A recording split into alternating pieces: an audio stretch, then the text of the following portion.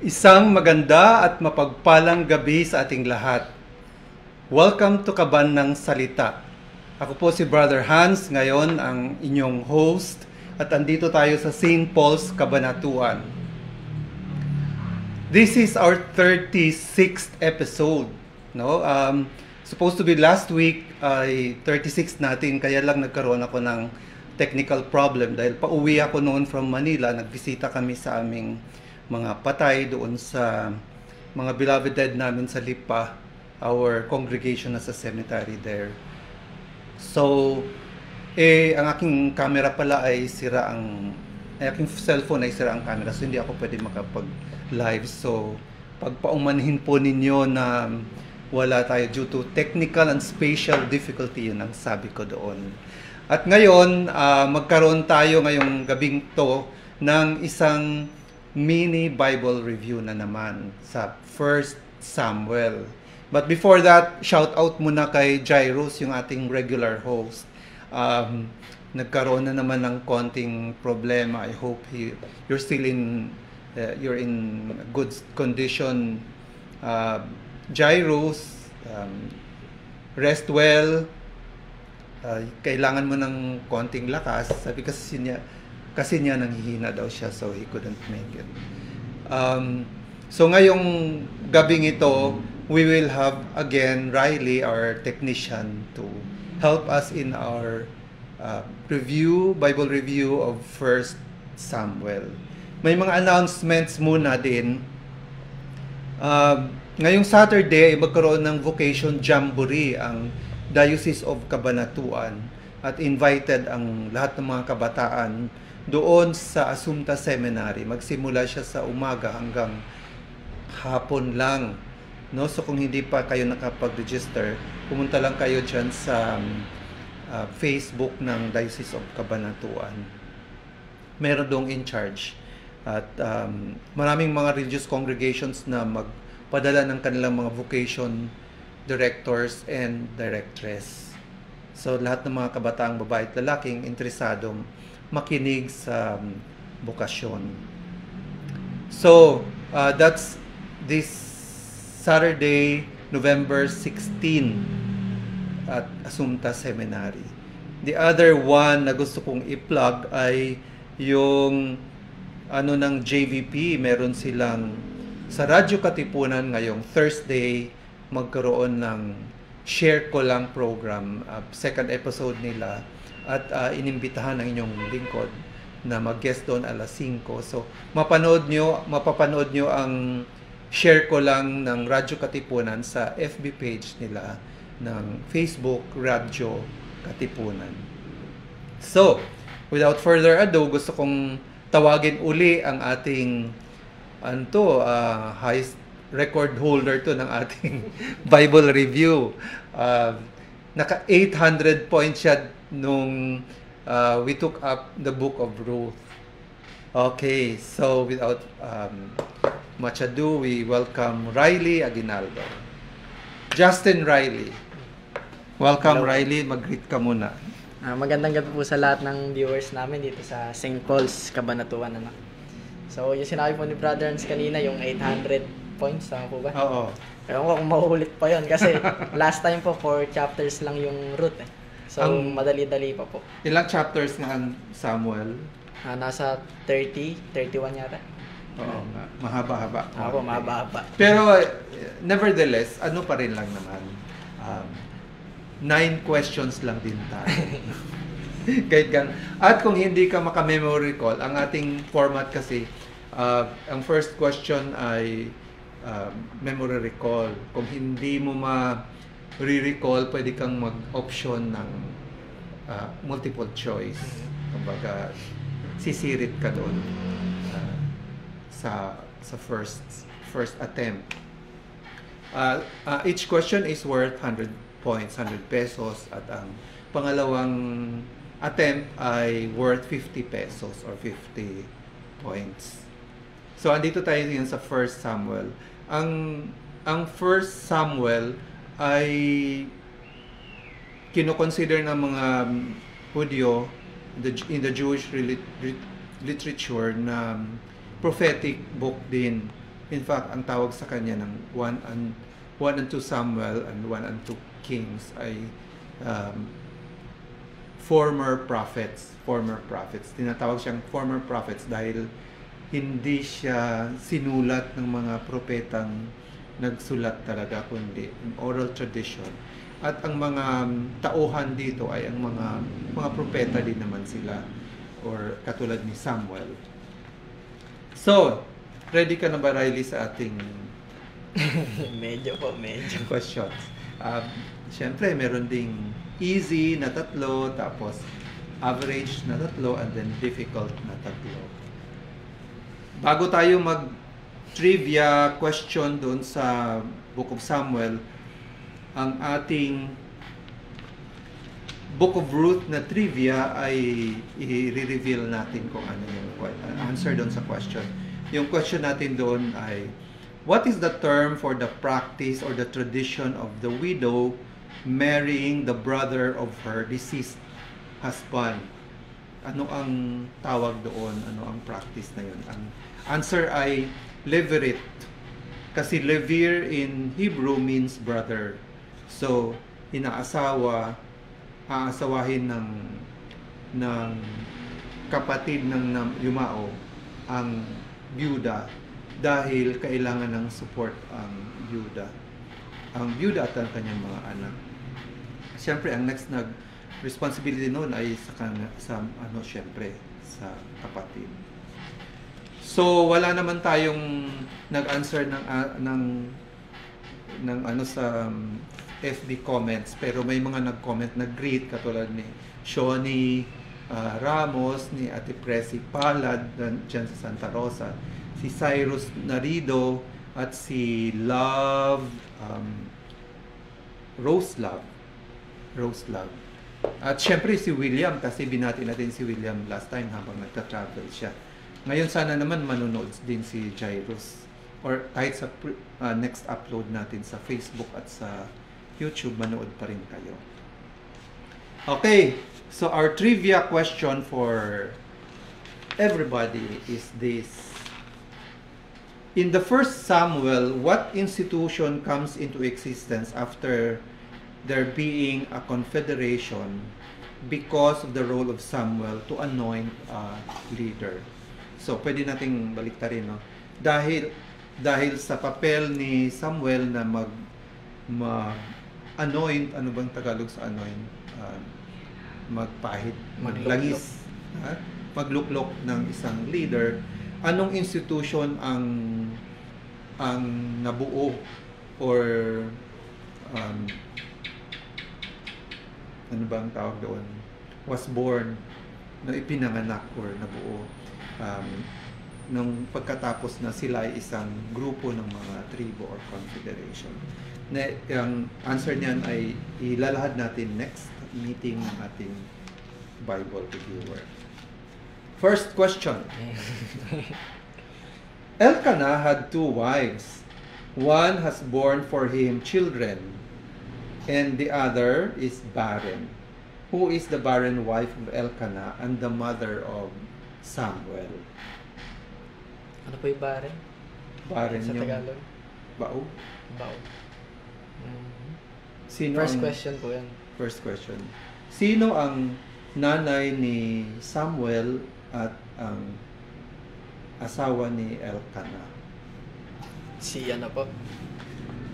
Parang katunog rin ng Elkanah. Si Hannah. Si Hannah. Tama po ba? Hannah is correct in 1 Samuel chapter 1 verse 2. Hannah or Ana? Ana po sa Tagalog. Ana sa Tagalog, Hannah. Siyempre, nung binigyan siya, nung pinagkaloob siya ng anak, ay pumunta siya kay Eli, no? Dahil nagpasalamat siya at inintriga niya si Samuel doon. Dahil hiningi ko ito si Samuel, Shemuel, ialay ko siya at diyan na siya magtrabaho sa templo doon sa Shiloh. Good. So, meron ka ng 100 points. Yun lang po yata yung masasagot ko. Number 2, easy pa rin to eh. What was one of the sins of the sons of Eli or Eli? Ano ang isa sa mga kasalanan ng mga anak ni Eli? yung priest during that time? Anak ni Eli. Di ba si Eli po yung priest Oo. ng Israel ba? Limutan ko yung pangalan ng anak. Tapos yung ano eh. Si Hophni at si Phinehas. Pero ano yung kasalanan nila? Kaya sila, di ba, hindi sila actually, namatay silang dalawa sa isa sa mga kasalanan. Hirit? Teka lang po. Wait lang. Saglit lang. Medyo naalala ko. Yung dalawa pong binanggit nyo, yun po yung anak niya mismo, di ba? Sila po yung ano, na hindi tumulong kay King David nung sa labanan. Sirit na, hindi ko na alam. Sirit. Letter A. So, ano ang isa sa mga kasalanan ng mga anak ni Eli? Letter A, stealing the fat from the offering. B, eating the fire offering. C, stealing money. A, B, or C? Ano na po yung A? Stealing the fat. Fat Offering. Fat offering. The fat of the offering. B, eating the fire of offering. C, stealing money. Letter A po. Letter A, stealing the fat of the offering. Congratulations. You have 50 points. 150 pesos. Ibang pala yung sinagot ko po kanina. Ibang anak pala yun. Ibang anak yun. Okay. Number 3, easy question. What tribe captured the Ark of God but returned it to the Israelites because they were struck by boils or pests? No? Anong tribo ang ano ba yan? Nag-capture? Ba sa Tagalog ang nag-capture? Nakuha nila ang arko ng Panginoon. Pero sinusoli nila dahil nagkaroon sila ng mga pigsa o peste. Philistines po. Philistines is correct. In 1 Samuel 5, in 1 Samuel chapter 5, verses 12 to 13. Wow, congratulations. Meron ka ng 250 pesos. Mahaba po kasi yung chapters ng First Samuel. Kaya medyo mapapaisip ka talaga eh. Pero ano naman, itong mga tanong ko, inano ko siya, sinusunod-sunod ko para yung mga gustong mag-review din, ano nila. So, number 4. Who is the father of Saul? Kasi yung kanina kwento yun ni Samuel, no? Yung paano siya naging pari, paano siya naging propeta. Ngayon naman, si Samuel naman, trabaho na naman ni Samuel. At inutusan siya ng Panginoon na pahiran ng lagis bilang isang hari, si Saul. Pero sino ang tatay ni Saul? Nakalimutan ko na yung kwento ni Saul. Kasi average question na tayo, din na ito masyadong madali. No? Choices na po. Choices. Okay. Sino ang tatay ni Saul? Letter A, Cush. Letter B, Nun. Letter C, Kish. Cush po yung letter A. Letter A. Letter B, Nun. Letter C, Kish. Letter C po. Letter C, Kish is correct. Tama. From 1 Samuel chapter 9, verse 1. Kish is correct. So, meron ka na namang another 50. So, total 300 points. Okay. Number 5. Ay, medyo madali lang to eh. Dali-dali naman ang 100 points na. Who is the best friend of David? David? Ay, si Jonathan. Si Jonathan. Tao. Okay. Correct. 100. So 1 Samuel 18 chapter 18 verse 1. So si Jonathan, kahit medyo si Saul kay David, na-threaten yung kanyang dahil pinili din si David, binahiran din siya ng lagis bilang isang leader or magiging hari. na masama ang loob ni Saul kay David kasi medyo nagjejealous siya dahil sa mga report na mas maraming napatay si David kaysa kay Saul, marami siyang defend ng mga teritoryo. Ayan. So, hindi masyadong maganda yung pagtrato ni Saul kay David. Pero meron namang anak si Saul na sympathetic kay David. Kaya medyo secured si David sa kanyang place doon sa Israel. Number 6. Alam naman natin ang kwento ng David at Goliath, na natalo ni David kahit bata siya ang higanting Goliath, no? So, the giant Goliath is a Philistine. Isang Filistino si Goliath. But where does he come from in Philistia? So yung Philistia ay isang territory, pero may specific place ang Goliath. So saan ngayon? Ang tawag dyan doon sa text, sinasabing Goliath of blank. Si Goliath na taga blank. Yan. Kahit siya isang Philistine. Parang yan Ephraim, tama ba? Pronunciation? Choices. Amalekites? Hindi. Choices. Kasi Letter A, Dan. Letter B, Gad. Letter C, Gath. Ano po yung letter A? Letter A, Dan. Letter Tapos? B, Gad. Letter C, Gath. Letter C? Letter C, Gath. Is that your final answer? Ano po yung una? Dan. Dan? B, Gad. C, Gath. Letter C po. Letter C. Gath is correct! Ay, tama pa rin. 50 pesos. Nakabahan ako dun. 50 points. Kano na? Pangilang Magkano question na po yan? Pang-anim.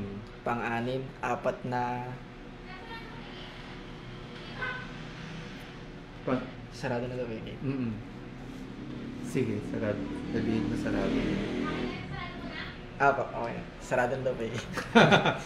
Pasensya na kayo sa aming Konting ano lang po. live stream. Konting pause lang. Okay. So, back to the brother. Magkano na nga lahat? So, bali yan. 350 na yata. 3 100 po, tapos 250. 250. Pang-dalawa ito, pangalawa itong 50 sa number 6. Pangatlo na po yan. Pangatlo. So, 350 na lahat. Apat na 100.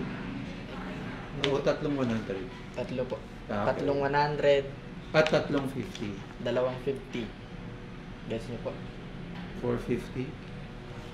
Hindi, 6 na tayo eh. Teka lang po. 6 na tayo. So, that means tatlong 100, tatlong 50. Pangatlong 50 na po yan. Pangatlong Ayun. 50. So, 450. 450. So, Difficult. Okay. teka lang po. Hindi ko pa nasasagot. Tama yun, Gath. Tama Gath pala is yan. correct. Sige. Ayun. Diba final? Difficult. There are 2 moments when Saul disobeyed the Lord. Si Saul, kahit na siya ang hinirang na pinakaunang hari ng Israel, dahil magaling din naman siya na mandirigma, no? At he protected really the whole tribe of Israel. And also, he stood above all the rest, no? Ang description nga sa kanya, maganda yung kanyang hook na pwedeng ipagpili. At also, his shoulders are broad and above the rest. He's a good fighter. At talagang magaling din naman siya na leader until merong 2 pagkataon na he disobeyed the Lord. No? Hindi siya sumunod sa salita ng Diyos. So, one is offering prayer before the fight against the Philistines. Instead na sa papel ng mga pari yon katulad ni Samuel. Kasi si Samuel ay both propeta and pari. Pari. So, in fact, he's also called a judge kasi ang mga judges naman ay propeta din. So, si Samuel talaga is a person who precedes and then proceeds. He prepares the time of the judges and time of the prophets. Ngayon, na-late si Samuel.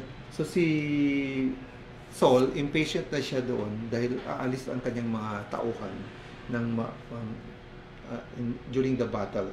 So, kinuha na niya yung mga offering at siya na yung nag-offer at nagdasal. So, Samuel was angered or nagalit si Samuel sa ginawa ni Saul. Pero meron pang isa. What is the other violation? Yun pong pagtangka niya kay King David. Hindi ko matandaan. Okay. Choices. Kasi hindi yun. Number A, accepting the ransom of Agag. Letter B, making the Amalekites his slaves. Letter C, sparing the life of Agag. Una, A, tinanggap niya ang suhol ni Agag. Pangalawa, letter B, ginawang mga alipin ang mga Amalekites. Pangatlo, hindi niya pinatay si Agag, the Amalekite. Letter C. A, B, C. C, sparing the life of Agag. Is that your final answer? Opo. The answer is correct. Correct pa rin. Galing naman. 50 pesos. Bakit siya nagiging violation? Kasi meron during that time the rule of the ban. Ito yung law or yung ano ba tawag dito?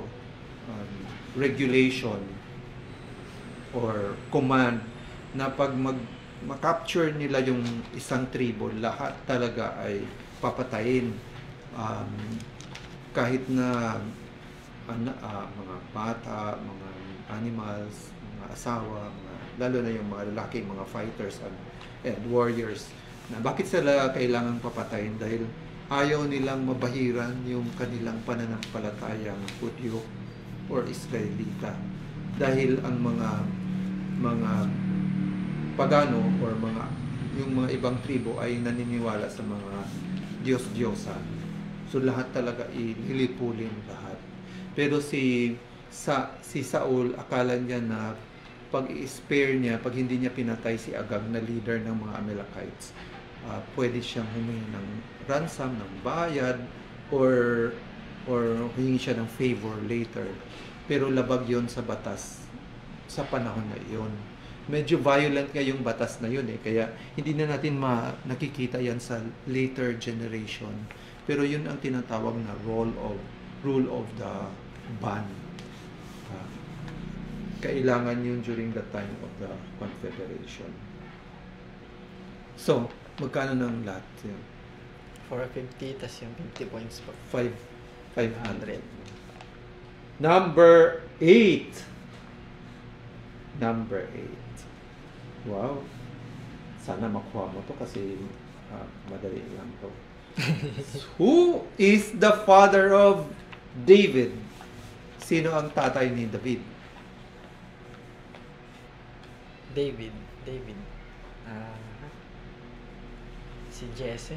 Si Jesse? Is that your final answer? Opo. Correct!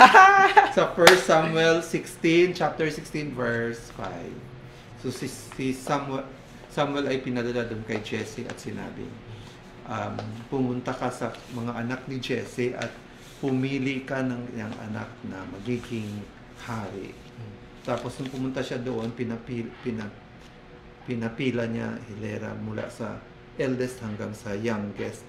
Pero wala doon si David kasi si David ay isang pastol. At nung nakita niya yung eldest, si Abinadab ba yun? If I'm not mistaken, sabi ni David, ay ni Samuel, ito na siguro kasi gwapo ito at matikas at strong, no? Pero sabi ng Panginoon, huwag mong husgahan ang appearance, no? Kung ano ang itsura ng taong yon, lalo na sa panglabas, kasi ang Diyos ay tumitingin sa panloob ng personality. Hanggang wala siyang napili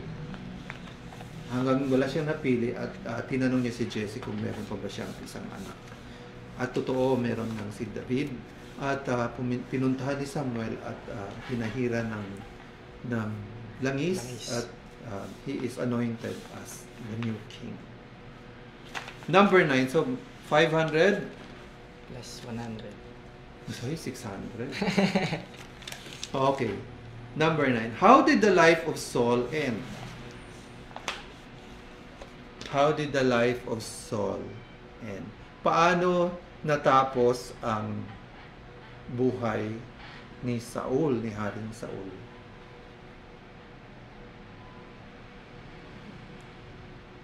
Choices na po.